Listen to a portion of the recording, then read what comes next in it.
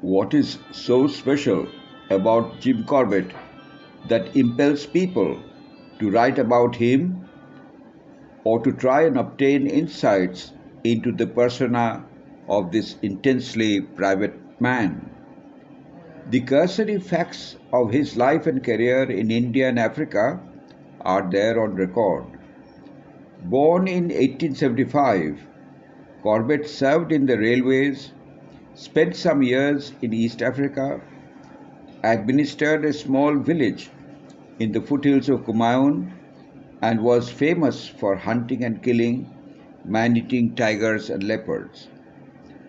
But the many reasons that have fed my fascination for him from the time I was a child lie elsewhere.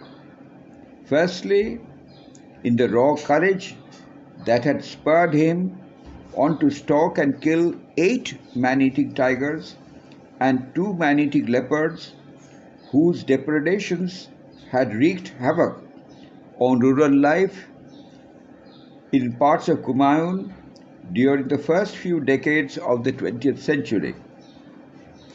Secondly, in his ability to create vivid word pictures of the region's hills and forests and to bring alive the tense moments he spent in pursuit of man-eaters, during which his skills and knowledge of the forest were pitted against the knife-edged primal instincts of ferocious carnivores.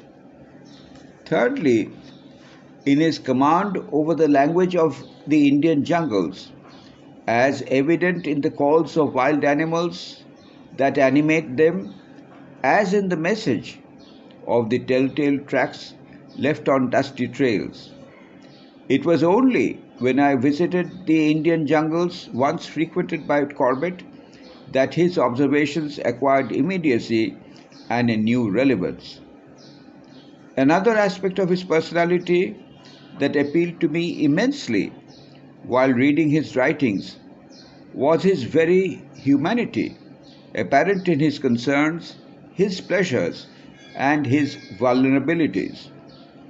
This book is intended primarily as an acknowledgement of my remembrance of and respect for Jim Corbett.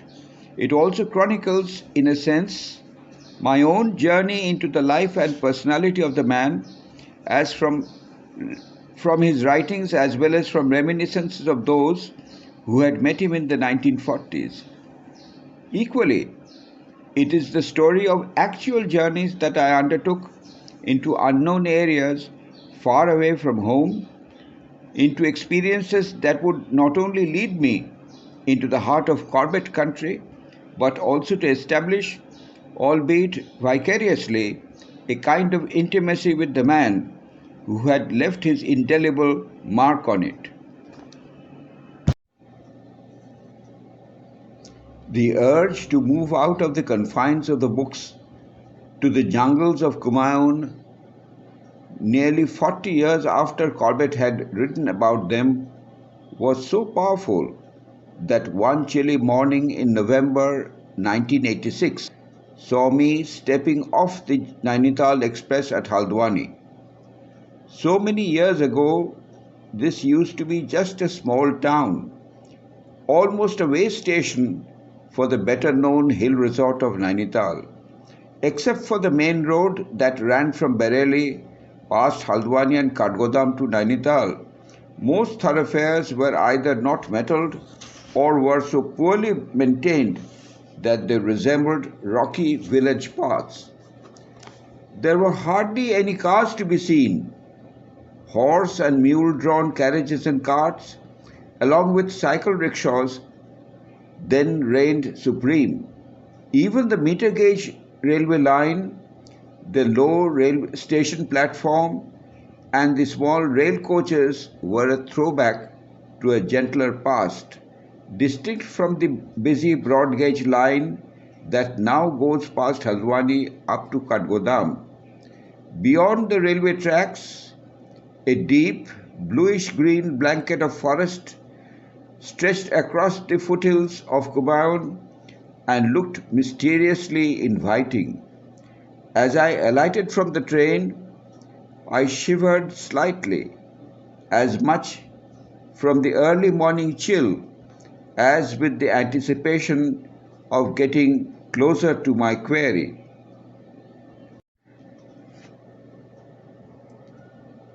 The Nayana Devi temple, mentioned more than once by Corbett in his books, although he refers to it as the temple of Nanda Devi, the goddess of the great snow-clad mountain in the Kumaon Himalaya, was therefore the first place I visited. Visible across the lake, the temple is situated on its southwest shore near the Capitol Cinema, a newly constructed Gurdwara, and the round bandstand at the water's edge that was built with a donation from Corbett. Dedicated to a hill goddess, beloved of the locals, the Nayana Devi temple is compact, double-storied, unostentatious, with an open veranda in front, a gabled roof, and a tapering red spire.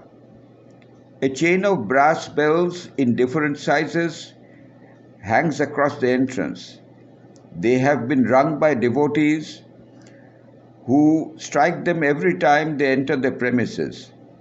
I noticed that the prayers chanted by the devotees were generally brief, rounded off with the observance of a ritual such as the symbolic scattering of flowers, the tying of a garland, or at best, the splitting of a coconut on the threshold of the inner sanctum.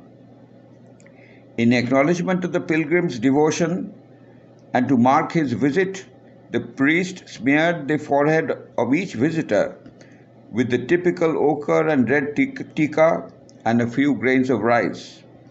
Corbett writes that it was near this temple by the lake that he had buried the finger of the woman who was the last victim of the Champawat tiger, an animal with the dubious distinction of having been the first man-eater the hunter had bagged way back in 1907. More than midway up the Ayarapata ridge, where the road banked to the left, stood the old Corbett house, enclosed within a fairly large compound dotted with oak, chestnut and deodar trees. The house, which stood on the south face of the north ridge, had come up after Jim's father had passed away and the infamous earthquake of September 1880 had shaken Nainital, forcing the Corbetts to abandon their old house. Gurney House had been built around 1882, and some of the timber and materials from the old Corbett home had reportedly been used in its construction. A long wooden veranda sheltered under a gabled roof of corrugated tin ran for about 12 meters or so along the north face of the building overlooking Mallital. At the eastern end of the veranda, it turned around the large bay window of the drawing room. The kitchen lay to the west of the veranda, while the bedrooms, located along the south, overlooked a relatively flat portion of the hillside.